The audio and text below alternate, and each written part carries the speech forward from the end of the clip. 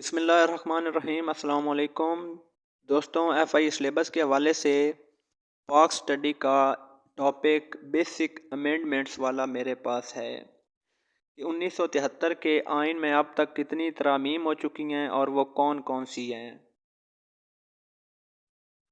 जो पहली तरमीम हुई है वो 1974 में हुई है, जुल्फ़िकार अली भुट्टो के दौर में। चूँकि ये जो 1973 का आइन है ये जुल्फ़िकार अली भुट्टो ने ही पेश किया था, तो पहली 7 तरामीम जुल्फ़िकार अली भुट्टो के ही दौर में हुई हैं। ठीक है, पहली जो तरमीम है वो ये थी, defined boundaries and removed references. इस तरह अगर आप करते हैं ना इन अमेंडमेंट्स को, तरामीम को, तो आपको इजीली ये याद हो जाएंगी, क्योंकि इनमें मेन चीज़ मैं बता रहा हूँ आपको। अगर वैसे आप किसी बुक से करें या आप गूगल से करें तो आपके लिए मुश्किल होगी, क्योंकि वहाँ पे वो ज़्यादा डिटेल बता देते हैं और वो आपको याद नहीं रहेगी। ठीक है, जो मेन चीज़ होती है ना तरमीम में, वो मैं आपसे शेयर करूँगा, इसलिए आप इसको याद कर लें। मतलब पहली जो तरमीम है उसमें पाकिस्तान की जो बाउंड्रीज है ना उनको डिफाइंड किया गया है। नंबर 2 पे जो तरमीम है सेकंड अमेंडमेंट्स, ये भी 1974 में हुई है। ये बहुत ही अहम है। इसमें जो कादियानी है उनको नॉन मुस्लिम करार दिया गया, ये आपने लाजमी तैयार करनी है। जो थर्ड अमेंडमेंट्स है वो भी 1974 में हुई है। ये है extended period of preventive detention. अब ये क्या चीज़ है, ये इसका मतलब ये है कि पहले कोई बंदा जुर्म करता था तो उसको जुर्म की बिना पर गिरफ्तार किया जाता था, लेकिन इसमें ये तरमीम की गई कॉन्स्टिट्यूशन में कि जुर्म करने से पहले शक की बुनियाद पर नज़र बंद करना। एक ऐसा शख्स जो जुर्म करता नहीं है लेकिन उस पर शक है तो उसको भी नज़रबंद या गिरफ्तार किया जा सकता है। ये तीसरी तरमीम थी। इसके बाद आती है चौथी। चौथी 1975 में हुई है। ये जो तीसरी थी ना, ये उसके रिलेटेड ही है।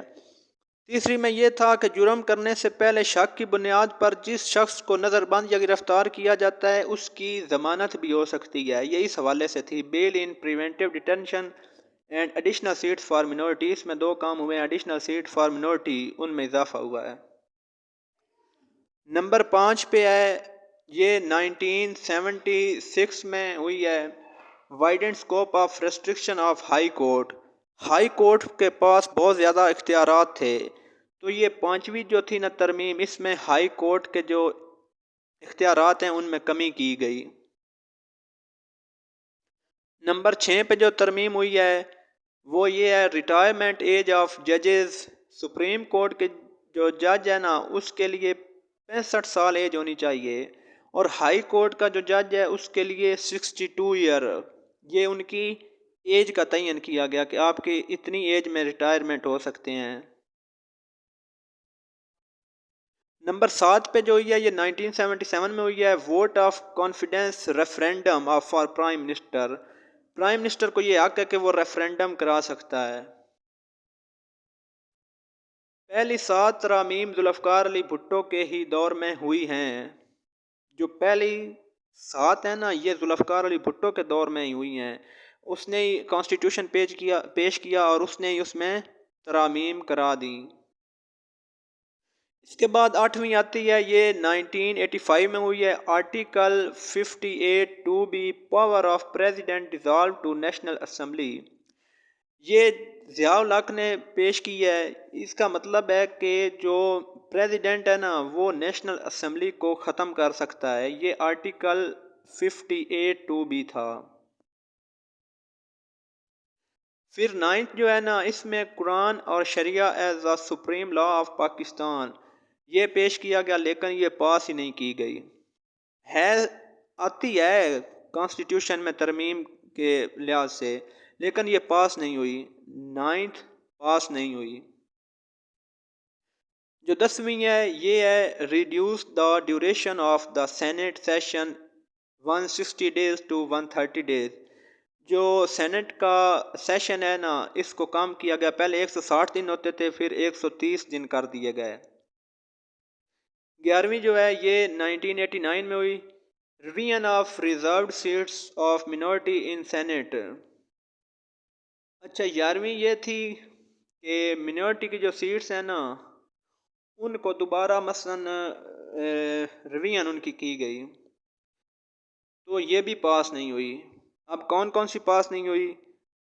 ये 9वीं और 11वीं ये दोनों पास नहीं हुई। पहली 11 तरामीम में से 9 और 11 पास नहीं हुई और 2 और 8 अहम हैं। 12वीं 1991 में हुई है। Establish special trial courts of terrorism. Courts में दहशतगर्दी के मुकदमात दर्ज करने के लिए स्पेशल ट्रायल दिए गए। जो 13वीं है वो ये थी 1997 में हुई। Deleted article 58। ये नवाज शरीफ ने ना आर्टिकल ख़त्म कर दिया जो ज़िया-उल हक ने लागू किया था ना, कि कोई भी प्रेसिडेंट जो है ना वो नेशनल असम्बली को डिसॉल्व कर सकता है। तो ये जब नवाज शरीफ ने इसमें तरमीम करवा के इसको ख़त्म कर दिया, आर्टिकल 58(2)(b) को। इसके बाद 14 है, allowed member of parliament to be dismissed if he against the party. ये इस हवाले से थी कि पार्टी चेयरमैन को हक दिया गया कि कोई मेंबर पार्टी के खिलाफ हो तो उसको निकाल दें। जो 15वीं थी ये कुरान एंड शरिया लॉ के हवाले से थी। जिस तरह 9वीं थी, इसी तरह ये 15 भी थी। ये सेम थी, लेकिन दोनों ही पास नहीं हुई। ना 9वीं पास हुई और ना जो 15वीं है, ये दोनों पास नहीं हुई। ये थी कुरान और शरिया को पाकिस्तान का सुप्रीम लॉ बनाना था, लेकिन ये दोनों पास नहीं हुई। इसके बाद 16वीं है, ये 1999 में हुई है। Quota system for another 20 years. Quota system जो है ना वो लाया गया 20 साल के लिए। फिर जो 17 है वो 2003 में हुई है। Restored article 58(2)(b)। पहले ज़िया-उल हक ये आर्टिकल 58 को लेकर आए, फिर नवाज शरीफ ने उसको ख़त्म कर दिया, फिर मुशर्रफ इसको फिर आर्टिकल 58 को लेकर आ गए कि प्रेसिडेंट को ये हक है कि वो नेशनल असम्बली को ख़त्म कर सकता है। अच्छा, फिर जो 18वीं है उसमें फिर आर्टिकल 58 को ख़त्म कर दिया जरदारी साहब ने। ये चार तरामीम हैं, ये आर्टिकल 58 पे हैं।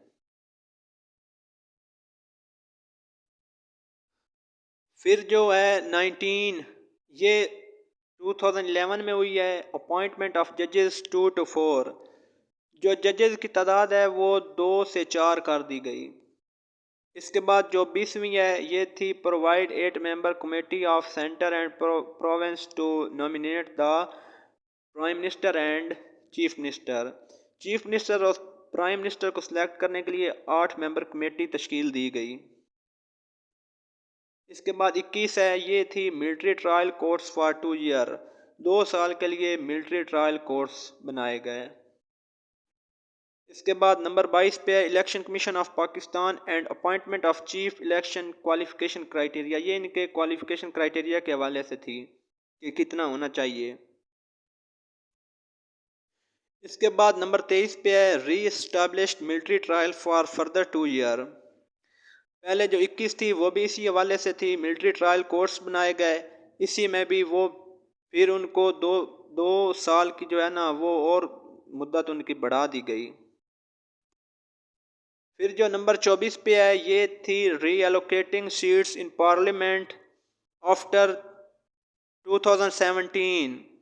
इसका मतलब ये है कि जो 2017 की मरदमशुमारी हुई थी ना, उसमें बलूचिस्तान और KPK की आबादी में इजाफा हुआ और जो पंजाब की आबादी थी वो कम हुई और सिंध की थी जो ना आबादी वो कांस्टेंट रही, उतनी ही रही।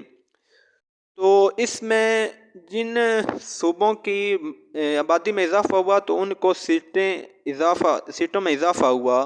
बलूचिस्तान को 3 एक्स्ट्रा सीटें दी गईं और KPK को 5 सीटें एक्स्ट्रा दी गईं।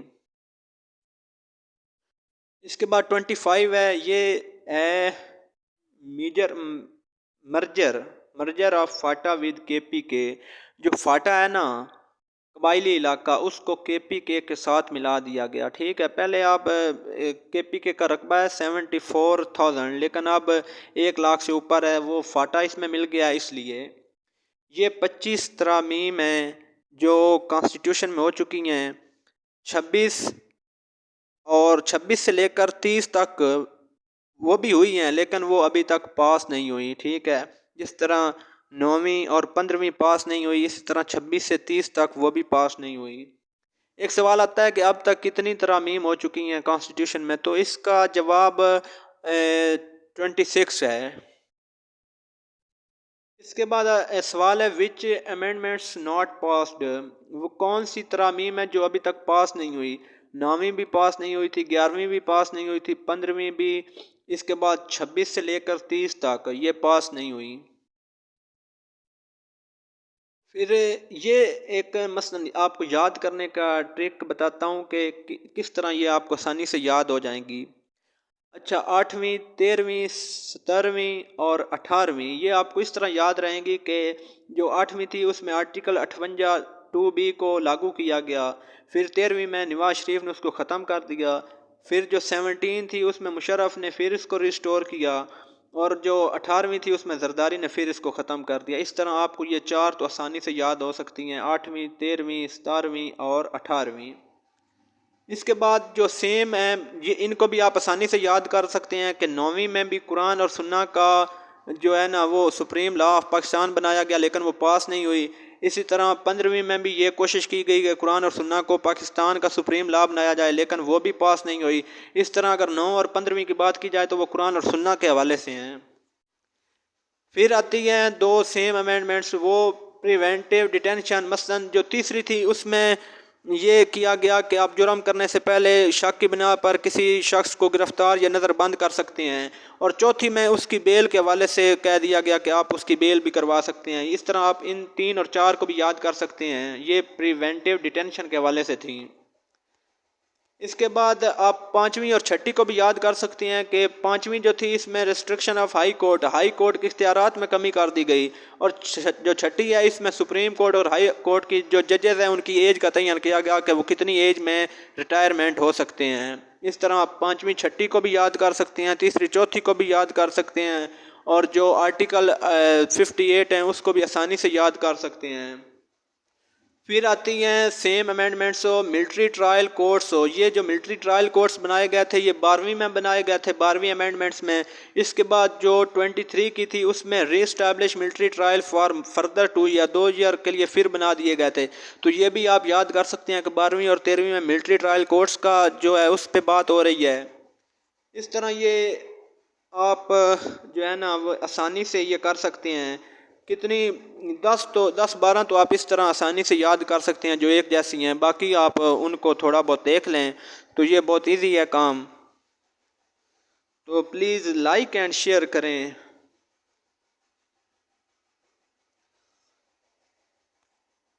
इंशाल्लाह मैं नेक्स्ट वीडियो के साथ हाज़िर होऊंगा। अल्लाह हाफिज़।